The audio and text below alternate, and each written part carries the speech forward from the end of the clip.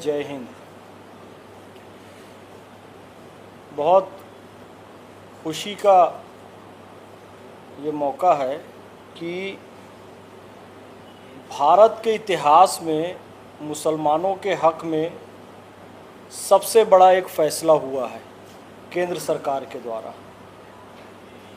वक्फ amendment act 2025 अब ये bill नहीं रहा है बल्कि अधिनियम बन चुका है, एक्ट बन चुका है। और हिंदुस्तान का जो पूरा इतिहास है और उस पूरे इतिहास में अब तक मुसलमानों के हक़ में जो जो काम हुए हैं उसमें सबसे बड़ा काम ये है। लगभग 8 लाख एकड़ भूमि बताई जाती है, कमोबेश, थोड़ा बहुत ऊपर नीचे हो सकता है, कि भारतीय सेना और रेलवे के बाद सबसे ज़्यादा भूमि वक्फ के पास है। आप अक्सर समाचार पत्रों में भी देख रहे हैं, टेलीविज़न चैनल में भी देख रहे हैं, और फिर से वही बात कह रहा हूं कि कई देशों से अधिक लैंड वक्फ के पास है भारत की। यानी कि दुनिया का सबसे ज़्यादा वक्फ लैंड भारत में है और सबसे ज़्यादा गरीब मुसलमान भी भारत में हैं। ये कॉन्ट्राडिक्शन है, इसको विरोधाभास कहते हैं कि सबसे ज़्यादा ज़मीनें भी हैं और सबसे ज़्यादा गरीबी भी है। तो इस कॉन्ट्राडिक्शन को नरेंद्र मोदी जी ने दूर करने का प्रयास किया। चंद्रबाबू नायडू जी कहते हैं कि NNN, नरेंद्र, नायडू और नीतीश, इनको मुस्लिम समाज की ओर से बहुत बहुत धन्यवाद है। जयंत चौधरी जी हों, चिराग पासवान जी हों, इन सबको बहुत बहुत धन्यवाद है। और जो भी सरकार में दल शामिल है कि उन्होंने इस विरोधाभास को दूर करने का काम किया है और मुस्लिम गरीब माँ बहनें, बेरोज़गार नौजवान, मुस्लिम बुज़ुर्ग, उनको सचमुच में उनका हक मिलने जा रहा है। तो ये जाहिर सी बात है, खुशी की बात है। और अब तक ये कहा जाता है कि वक्फ लैंड का जो सदुपयोग होना था, जो उसकी प्रॉपर्टी का सदुपयोग होना था, वो नहीं हुआ। विरोधी तक कह रहे हैं, आप तमाम पुरानी स्पीचेस उठाकर देख लीजिए कि वक्फ लैंड का अब तक सही उपयोग नहीं हुआ था। तो ये एक अच्छी बात है। प्रधानमंत्री श्री नरेंद्र मोदी जी, अमित शाह जी को, किरण रिजिजू जी को धन्यवाद। मुसलमानों के हक में, पहले मुस्लिम माँ बहनों के हक में एक इंस्टेंट ट्रिपल तलाक को समाप्त किया, जिसका इस्लाम से कोई लेना देना नहीं था। मुस्लिम उलेमाओं, मुफ्तियों को चाहिए था कि मुसलमानों में कोई कुरीति आ गई है तो उसे दूर करें। यह काम हमारा था, हम नहीं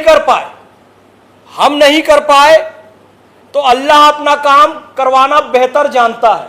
उसने नरेंद्र मोदी जी से करवा लिया अल्लाह ने। इंस्टेंट ट्रिपल तलाक, एक बार में तलाक तलाक तलाक का और तलाक हो गया। इसका इस्लाम में कोई प्रावधान नहीं था। अभी तलाक बोला, 1 महीने बाद तलाक बोला, फिर 1 महीने बाद तलाक बोला, यह प्रावधान था। तो इंस्टेंट ट्रिपल तलाक को समाप्त कर दिया, क्योंकि मुस्लिम माँ बहनों को इससे कितना नुकसान हो रहा था और हलाला का दंश झेलना पड़ रहा था। फिर मुसलमानों को बहकाया गया कि ये इस्लाम के हक में नहीं था, जबकि वो काम भी मुसलमानों के हक में था।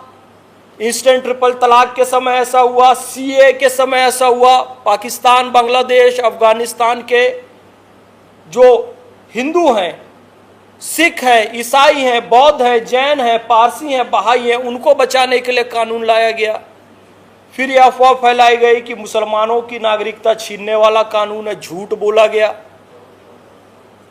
सत्ता के लिए, सत्ता की मलाई खाने के लिए गरीब मुसलमानों को बहकाने, वर्गलाने का काम चल रहा है।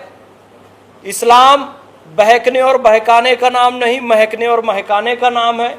वक्फ में नहीं, वक्फ बोर्ड में गैर मुस्लिम क्यों? तो उन्होंने कहा वक्फ बोर्ड में गैर मुस्लिम नहीं होना चाहिए, बस एक नियम और ये बना दो कि वक्फ बोर्ड किसी गैर मुस्लिम की प्रॉपर्टी पे दावा भी नहीं करेगा, तो गैर मुस्लिम क्यों? तो उनका भी कहना सही है, क्योंकि वहां केरल की बिशप काउंसिल भी कह रही है, कुछ सिख संगठन भी कह रहे हैं कि भाई कुछ चर्च पे भी वक्फ बोर्ड ने दावा कर दिया, कुछ गुरुद्वारों पे भी दावा कर दिया, और मुसलमान तो कह ही रहे हैं, बहुत सारे में वादी मुसलमान भी हैं। तो ये सारी चीजें हैं। एक बात और स्पष्ट मैं कर दूं, फिर आप प्रश्न पूछिएगा। अमित शाह जी ने बिल्कुल क्लियर किया है, बिल्कुल क्लियर किया है संसद में, संसद की बात, कही हुई बात प्रमाणिक मानी जाती है, संसद में रिकॉर्डेड बात जो होती है, वक्फ में एक भी गैर मुस्लिम नहीं होगा। वक्फ में ध्यान दीजिएगा, मुतवल्ली में कोई गैर मुस्लिम नहीं होगा। कलमा, नमाज, रोजा, हज, ज़कात जो इस्लाम के आधार स्तंभ हैं, वक्फ, वाकिफ, मुतवल्ली जो कि विशुद्ध धार्मिक काम है, उसमें एक भी गैर मुस्लिम नहीं होगा। यहां तक कि, क्योंकि देखो वक्फ एक धार्मिक प्रक्रिया है, जो कलमा पढ़ता है ला इलाहा इल्लल्लाह मुहम्मदुर रसूलुल्लाह, जो मुसलमान है वही वक्फ कर सकता है। इमामत मस्जिद में नरेंद्र मोदी जी इमामत करने नहीं जाएंगे, अमित शाह जी अजान देने नहीं जाएंगे। जो कलमा पढ़ता है ला इलाहा इल्लल्लाह मुहम्मदुर रसूलुल्लाह वही इमाम होगा, वही मौज़्ज़न होगा, वही मुतवल्ली होगा। यहां तक कि कोई चोरी छुपे मुसलमान बन जाए, कलमा पढ़ ले कि ला इलाहा इल्लल्लाह मुहम्मदुर रसूलुल्लाह, तो ऐसा नहीं होगा।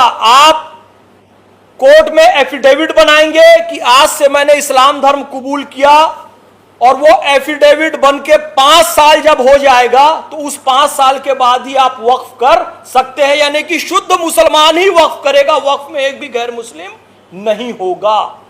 तो ये तो हमारे पक्ष में बात है। ओवैसी साहब कह रहे थे जी वक्फ तो कोई भी कर सकता है, लेकिन वक्फ बोर्ड में केवल मुसलमान रहेगा। ये बड़ी अजीब बात हुई।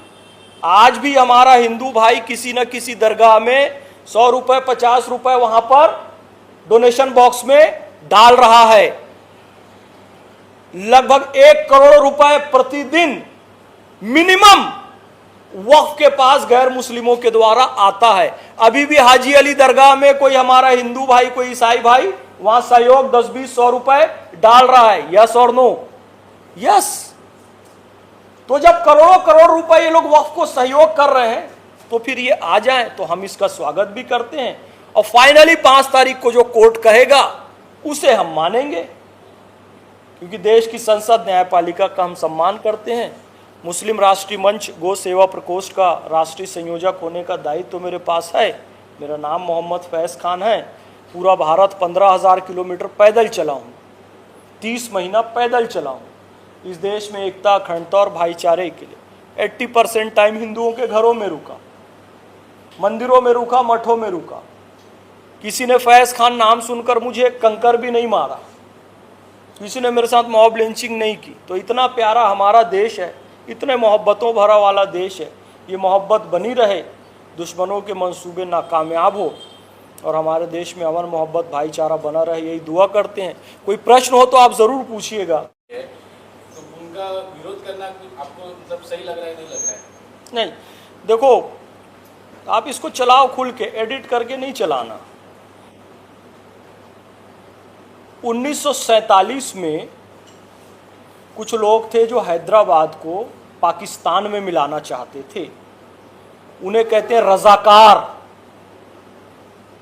और रजाकारों की ही पार्टी का नाम है MIM। हिस्ट्री उठाकर देख लेना, इतने सारे पत्रकारों के बीच हवा हवाई बात नहीं बोलूंगा। जो हमारे हैदराबाद को, जो उस समय तेलंगाना आंध्र प्रदेश मिला के हैदराबाद हुआ करता था, आज का एक हैदराबाद शहर नहीं था, ये पूरा पाकिस्तान में मिलाना चाहते थे। और उन्होंने एक पॉलिटिकल पार्टी बनाई थी जिसका नाम है MIM। उसी पार्टी के अध्यक्ष आज ओवैसी हैं। ये चाहते हैं कि भारत की अधिक से अधिक भूमि पर कब्जा कर लें, क्योंकि आप देखते हैं दंगों के पीछे कभी बांग्लादेश का हाथ होता है, हमारी सुरक्षा एजेंसियां बताती है, कभी पाकिस्तान का हाथ होता है। तो साहब ऐसे अब नहीं चलेगा, मुसलमानों को बहकाना वर्गलाना नहीं चलेगा। जिन्ना बहुत इंटेलेक्चुअल थे, तो गरीब अनपढ़ मुसलमान जो थे उनको बहकाकर पाकिस्तान बना लिया। अभी भी शिक्षण कमेटी की रिपोर्ट कहती है कि मुसलमान शिक्षा में सबसे पीछे हैं। तो ओवैसी फिर से बहकाने वर्गलाने का काम कर रहे हैं।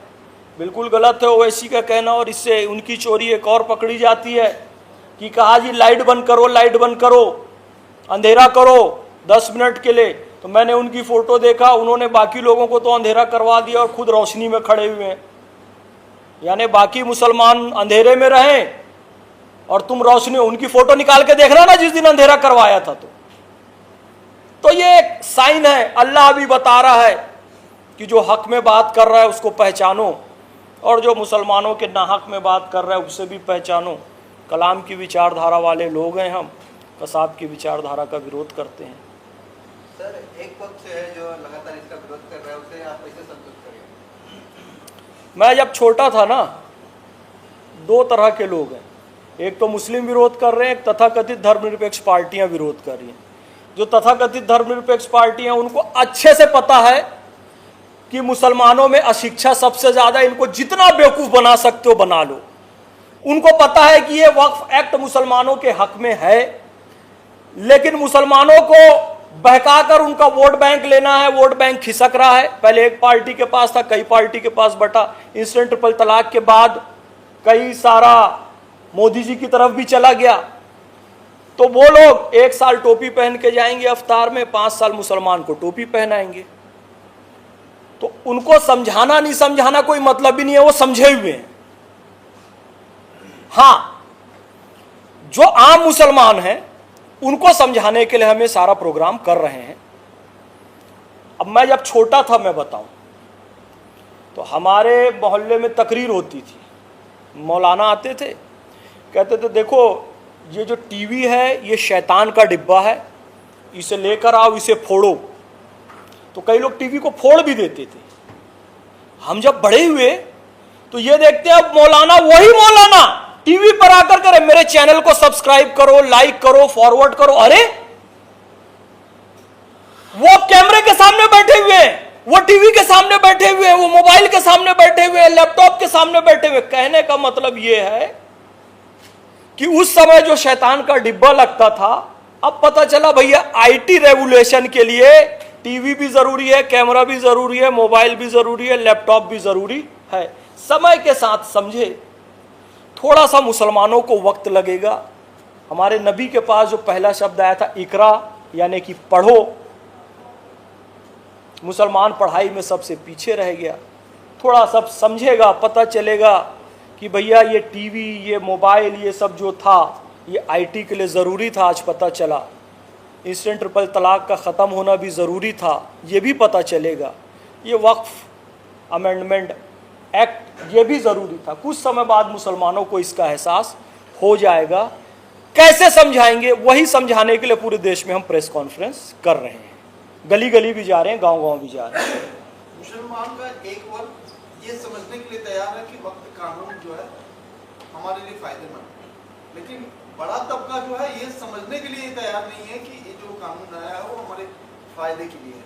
तो इसमें क्या राजनीतिक के चलते वह नहीं समझ पा रहा है, या फिर वो ये चाहता है कि जो पार्टी कहेगी, अपोजिट पार्टी कहेगी, वही हमें सुनना, हमें समझना ही नहीं है? तो दिक्कत कहाँ से हो रही, क्यों नहीं समझने के लिए तैयार है? देखिए, कहने वाले तो ये भी कह रहे हैं कि देश में कहीं हमला हो जाता है, कह रहे हैं, उसमें सेना को ही दोषी बता देते हैं कि सेना का हाथ है, कि हमारे प्रधान का हाथ है। कहने वाले तो इस निकृष्टता तक उतर जाते हैं।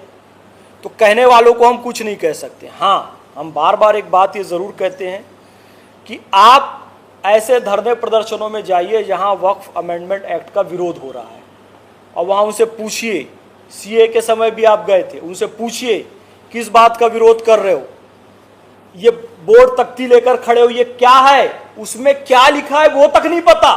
नहीं जी, वो जो ओवैसी साहब कह रहे हैं वही ठीक है, उनसे पूछ लो। वो जो मदनी साहब कह रहे हैं जी, उनसे बात कर लो। हमको कुछ नहीं पता। अल्लाह की लानत इतनी पड़ेगी इन पर, क्योंकि अल्लाह ने कहा तुमको रहनुमा अगर बना रहे हैं तो लोगों को सही गाइड करो। तुमको यदि गाइड बना रहे हैं तो लोगों को सही गाइड करो, तुम मिसगाइड कर रहे हो लोगों को। तो उनको बेचारों को कुछ पता है नहीं, और वो आम भारत के गरीब मुसलमान हैं जिनको बहकाकर वर्गलाकर आप लेकर गए हो, तो इसका गुनाह तो उनको लगेगा। लेकिन फिर मैं कह रहा हूं, बार बार कह रहा हूं कि वक्त आने पर मुसलमान इस बात को जरूर समझेगा। जब फायदा मिलने लगेगा, चोरी छुपे खुल के नहीं बात करते हैं, लेकिन अब बात तो करें यार।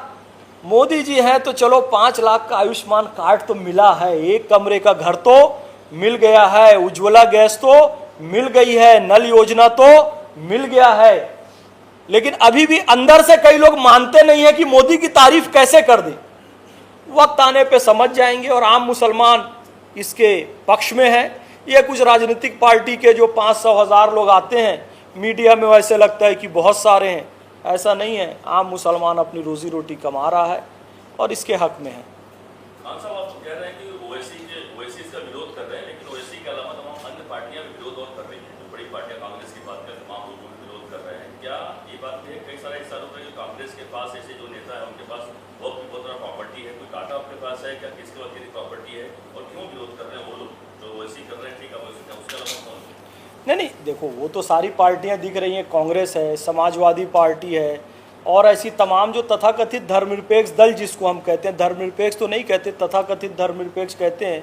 इसलिए कहते हैं कि टोपी लगा लिया तो धर्मनिरपेक्ष हो गया, तिलक लगा लिया तो सांप्रदायिक हो गया, नौ दुर्गा का व्रत खुला दिया तो जी सांप्रदायिक हो गए, और इफ्तार पार्टी कर दिए तो धर्मनिरपेक्ष हो गए। ऐसी पार्टियां हैं।